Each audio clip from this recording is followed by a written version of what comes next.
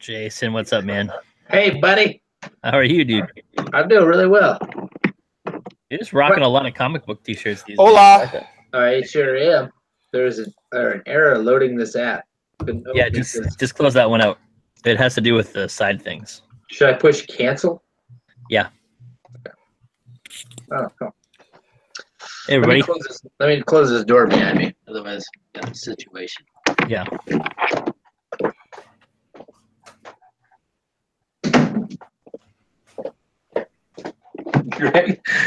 Greg, you look pretty happy.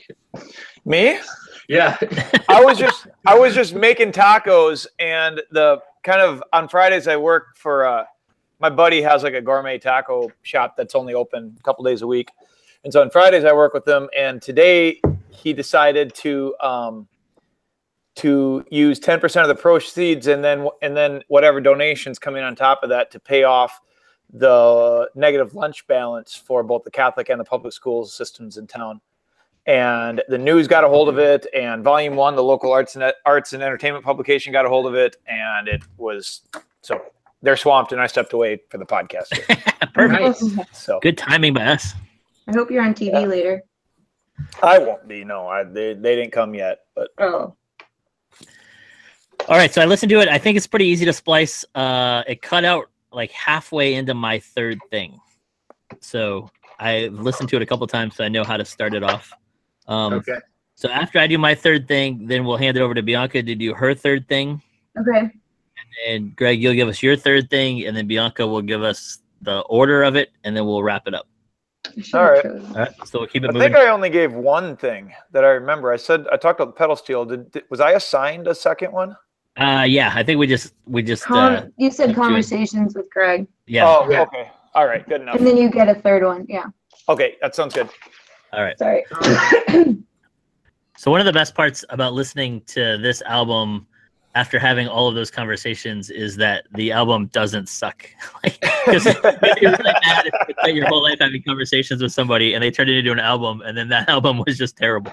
So my If I had a dollar. my third thing is, hey, I don't mind giving this out to people because they actually like listening to it and it's not terrible. So Greg, thanks for that. That's for sure. The ongoing conversation and that it gets turned into something amazing is pretty cool. So that's my third highlight for sure. Cool. That's a good one, Greg. Yeah. That is a good one. I wrote down, it doesn't suck. Okay. Just let me remember for when I choose. The overall conversation. And if you don't have friends who can turn your conversations into art, then you should find friends like that, because that's like the best thing. Yeah. So I feel like we should never. I've never heard of a musical podcast or any interview with any musician without the question, Greg, who are your musical influences? So I kind of feel like that's kind of like a standard. Like if we don't do that, like we don't cover the fundamentals. Like especially maybe for this album, maybe that's the question I wanted to. My musical influences for this particular album. Yeah. Well, Greg Richards for one, I guess. that's a given. And once again, 5 cents. Yeah. I wrote Landmines. Landmines is like I was listening to a ton of Bill Maloney when I wrote that. Then Josh Ritter, I was listening to a lot of that. I heard that, especially on one of those. Me too. I wrote down Josh Ritter for one of the Me too. songs. Gallows. Yeah. Oh, Gallows is one you wrote down? I thought you'd write down Can't See a Thing. I thought that was Me too. That's what I wrote down. Yeah. I was more right than Bianca. Hey, it's just my opinion, man.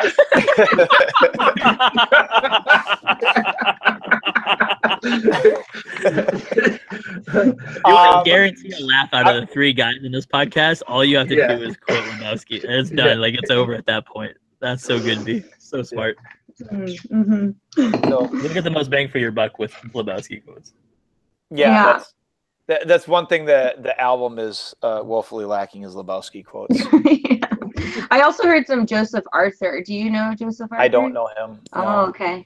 Does he go by a moniker or is he with the band? Yeah, I'm trying to think of what bands he started out with. Now he kind of just like he will grab a few people, put out an album, do another album that's solo, grab some other people, but it's usually his name that's on the album. He R&DM is what he does now. Anyway, don't worry about it. But Okay. when his solo stuff is like, the storytelling that you're doing. So yeah, I had a little Joseph Arthur in there. I also thought, Greg, just knowing the timing and all this stuff, like a lot of Jason Isbell and Joe Pug and those guys. Joe Pug and Jason Isbell were the two names that I was gonna say if you hadn't beat me to it. So. Well, those two are so terrifyingly good. Yeah. Like they're untouchable as songwriters. So I'm a little embarrassed to name those two because like they're the best, you know. And to say that I'm trying to imitate what they're doing is foolishness. So yeah. Is it me or does Greg get to choose the third one? I can. No, you do it. You're up. Okay. So I really like the whole song of the Ballad of Howard Marshall. I really like that one. I like the theme of it, and it was reminding me a lot of, not in sound, I don't think you sound like Dr. Dog, but they have a new album out, and there's this song called Buzzing in the Light, and it kind of has that same theme of like, have no fear, like I'm okay with the mystery. And so I just love that I was listening to that song right after really, really digging the new Dr. Dog.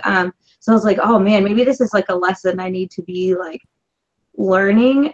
So I like the song, and then it was just getting me to think a ton.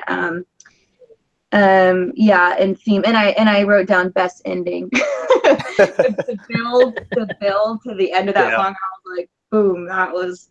I really dug that song. Yeah, I wrote that for my grandpa, Howard Marshall Gilbertson, who he fought in the infantry in World War II, and he saw just kind of the worst that the war could throw at anyone. And so after kind of eluding death in the jungle, when he was dying, we knew he was dying. He knew he was dying. And so I guess it's just kind of my thoughts on what it must be like to kind of die confidently after having eluded death for so long. You know what I mean? It's in watching the people around you die, and yeah. Well, thanks. I really like that one. That's my number 3. You. There's another backstory to that song, isn't there, Greg? Like you talk about. Oh man, I thought I've heard you talk about this song before with your grandfather and the letters. And yeah, so the story about the letters is my grandpa was really close to his dad, but his dad died while he was over there, and so he got his brother had written him this really tender letter, and we found that letter, and it talked about how we're not gonna. I know you wanted to go chasing muskies up and down the Chippewa River with Dad when you got home, but you're not gonna be able to do that now.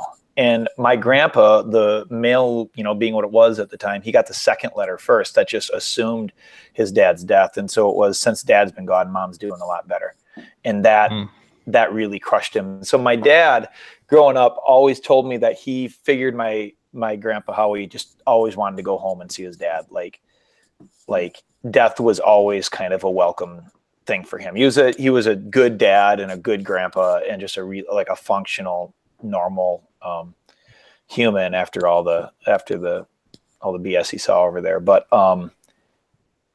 yeah, there was just kind of a weird kind of a looking forward to death, but not in any kind of a morbid suicidal way. So yeah, I think the song has that tone to it the whole way through, which is cool. Yeah, and then obviously it rides on a lot of like Jacob patriarchal imagery, and then there's some kind of I'm real kind of loose with the biblical imagery in that one. Like I don't like the Bible isn't saying what I'm saying it's saying. I'm just using those images. That's always a good practice. That's how Jason preaches. Yeah. that was my last series. The title was "The Bible's Not Saying What I'm Saying." Yep. The Bible doesn't say this, but I would like to say this to you guys. No, I just like playing with. I just like using biblical images just because they're kind of those are our stories, and I just like pulling from those stories whenever I can. But I don't want to make a Bible exposition record or anything like that. So All right, B. Oh no, Greg, you Yeah, get to give us your third highlight from putting the album together. All right. The biggest thing, and this should have been my first, but more of the spirit of saving the best for last, is the artwork. Working with Matthew Bailey on this is just the coolest thing I've ever done in my life, artistically or otherwise. It's just he's a Mennonite, Christian, political, nonviolent guy, and his artwork reflects a lot of that stuff. So when Dave Stolpe introduced us, of course, Greg, you and I worked with Dave Stolpe at a camp in Pennsylvania after high school. And that's where I met him. And then Stolpe's a Milwaukee guy. Of course, I'm in Wisconsin, about 3.5 hours from there. But then he hooked me up with Bailey, and we hit it off, I don't know, 4, 5, 6 years ago. I'm not sure how long it's been. But and then when I asked Bailey, well, I hinted at him that I could use artwork, and he just jumped right in. And I really did expect him to put something simple together. I had a couple little suggestions, and then he just went all in. And to have him listen to my just lousy home demos that I made with GarageBand on my Mac, and then see enough in those to really want to make the biggest piece he's ever made in his life, the most involved piece he's ever made in his life, and the most expensive price tag he's ever put on a piece that he's selling, is just a massive honor. He's my favorite artist in the world. I'd rather work with him than any of my favorite musicians that I've never met or whatever. So it's a really, really cool, it's a cool thing to do right now. And we're going to keep working together in the future. So. Nice. And if you want to get that artwork, you can get it with the CD at greggilbertson.com. Yep. There's posters available on there too. Oh, nice. So, and if you want to buy the original, it's $10,000. You can write a check out to Matthew Bailey, and he'll sell it. You have to actually go through. Yes. Yeah. That might be a problem.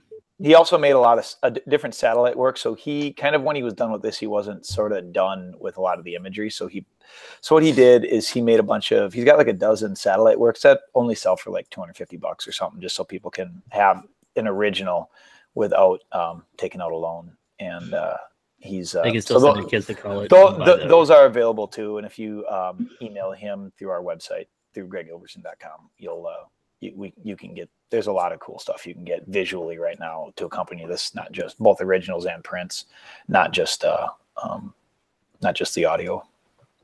Nice. Greg, is there any hope of pressing this on vinyl? Yes, we're gonna do it. We're definitely doing it on vinyl. And the record is a bit long. It's 48 minutes, and you can only do 22 minutes per side on vinyl, and that's just like a really hard limit. So we got to cut a song, and we got to do some rearranging, but we'll find a way to make that song available, the song we cut, available digitally and stuff. So it'll be a slightly different product when it comes out in vinyl. But it'll still, everyone will still get their money's worth for it. So excellent. We're a ways out in vinyl though. It's a big turnaround period, and it's expensive to make. And so we gotta keep playing shows, keep selling CDs until we can afford it. That's what I was gonna ask. What's the reception to the CD been like? Have you heard much from anybody else? Yeah, people are taking it seriously. I appreciate that. I think they're treating it not up here in Eau Claire like of course everyone kind of kisses your ass when you put anything out, so you don't know what what to take seriously and what not to. But I think people are listening to it, and the feedback I get is kind of like sometimes kind of like what you guys are doing here, where it's kind of articulate and it's not just, hey, nice record or whatever. Like people have some moments that they like on it, and I guess those are the responses that mean something to me. Has anybody responded better than Bianca's homemade art sculpture? I was just looking for it. I actually have it. Hold on, you got to see this, Greg. This is we did sculptures with the kids last night, and they were supposed to pick a lyric from a song. And since I had chosen trees earlier in the day, this was my example one, and it says plant on it. It's really hard to see unless it's near like a background. Yeah, it says plant, and then I can't show you the kids because anonymity. But yep. But that one you can get for like $2,500. So they have to spend That's awesome. Yeah, so I was thinking about it all day. That's awesome. Yeah. I wish podcasters could see the podcast. Yeah, if you want to see a picture of it, you just need to go to our Twitter account. B, what's our Twitter? Oh, geez. Oh, jeez. That is not it. It's called At Weekend Gratitude. At Weekend Gratitude. You can see the picture of it. Kind of like from here, like the resolution on this on the video feed here isn't awesome, but it kind of looks like a neon sign from a bar. Like it could just. It does, yeah. If you could figure out a way to light it up, it would be exactly that. Yeah. I was pretty proud of it. It took me. It was like it has like little beads. It has a green and a blue and a brown bead for like earthy. I was like it. Real artsy. I like it. I don't know what the orange is all about. Here's a question loosely related to your plant sign there, B. Greg, do you have a couple songs you could string together and just make an EP around trees? And make that the cover of it, and then boom. No. I don't sign off on my artwork. We can take 10 grand, B. Boom. No. Then we get tons of hats. We can get some cool. I like that as a hat, B. That's a good idea. We can get that turned into a hat. Hammer time. We can find a seed company to sponsor us and get a T-shirt made out of it, Jason. You want a hat? I can get you a hat by 2:00 this afternoon. Real creative. With fingernail polish. All right.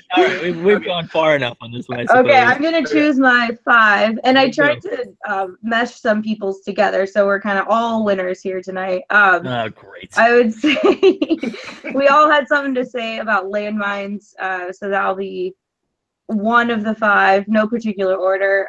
2 roads. Jason and Greg found some particular lines in roads they really like. I would say conversations with Greg. I can't let that one slide. There we go. There's a lot of Greg Richards on it. Let me pause you right there and add something. Yeah. Like I really think, and I'm being sincere right now. Like I really think that the 20+ year conversation that Richards and I have been having about the kingdom of God is one of the most formative things in my life, spiritually. Politically, whatever, just kind of is artistically, as far as what shaped me, I think, and that's just something for just the power of really good conversation, which I'm not sure that we're very, very good at anymore as a people.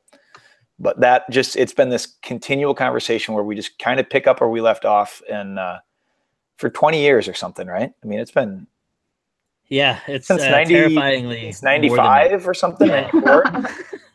Well, the scary part of that is, Jason, that means we're only 10 years away from your album coming out. I'm working on it. We've been having conversations that be the same thing. Like we took a little break in the middle, but now I know. I'm gonna make an art book instead. There we go. Listen, I'll take it. As long as you put like part of the conversation with Greg Richards in the CD, inspired somewhere. Because the first album Greg released had nothing about me in it anywhere, and I named the album. Yeah, he helped me write the whole.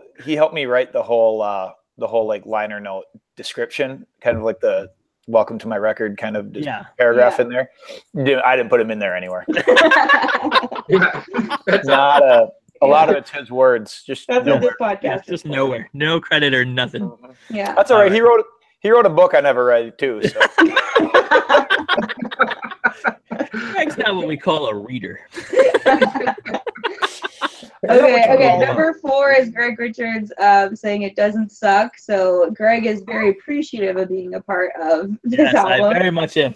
And then number 5, I'm just gonna have to shout out Wendell Berry and his great works. And I'm glad that the 4 of us have some appreciation for that brilliant mind. And I love seeing it in musical form. So those are the top 5 I got. That's fantastic work, B. Nice job. Yes. Nice job. All right. This is the first time we've ever done this. I thought it went pretty well. I enjoyed doing it. Greg, I hope you enjoyed having us I did. Praise your record for an hour or whatever. Thanks for giving us your time, Greg. Yeah, if you're a musician out there and you know any of us and you have an album coming out, let us know. We may or may not do this for you. Jason's got a couple ideas. kicking around. So let us know. And man, thanks for doing this, Greg. Thanks for thank you. This was fun. For those of you who haven't known, I don't know why I didn't say this earlier, but the song we close the podcast with is one of Greg's songs every week. So if you've heard that and you're like, yeah, I kind of like that, that's his whole album. So GregGilbertson.com, check it out, get some artwork, get some music. It's a completely independent project. It's really cool. And you've had a chance to listen about the record. So go ahead and get it now and then re-listen to the podcast so you can see what we were talking about later. Something like that. I probably should have said it at the beginning. In hindsight, they should have got it at the beginning, listen to it, and then listen to the podcast. But now you have to listen to the podcast twice. As per usual, please go ahead and subscribe, tell people about it, pass it on, and we'll see you next week. Bye. Peace. Bye.